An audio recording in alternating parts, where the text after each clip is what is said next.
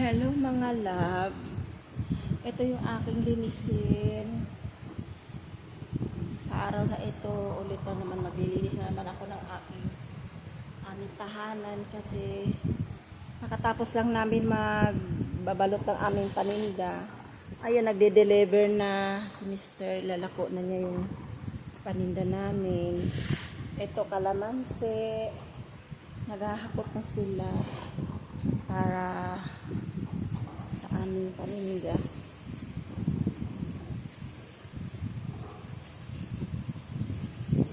Kaya makalat yung aming tahanan.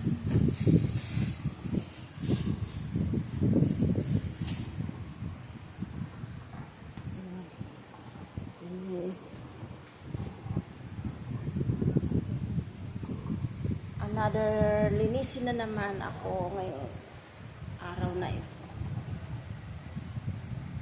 Kaya maganda naman tong hanap buhay na ito. Pagod nga lang kasi napakainit magluto. Daming 4 na klase lulutuin. Nakakapagod lang talaga. Pero okay naman kasi pagkatapos naman magtinda. Ayun, okay naman ang kinikita. Swak naman. Yun nga lang.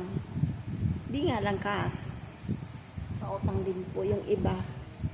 Pag may nag-uutang, kaya pautang din naman kasi siyempre nakakaawa, nagugutom din yung tao. Ay, nagbabayad din naman sila.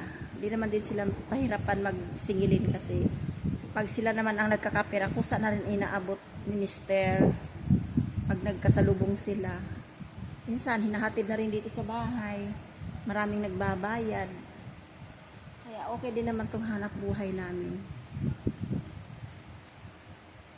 Ito si Bunso, siya tagahakot paninda sa labas. Sinasakay po yun ng tricycle. Yung aming tricycle.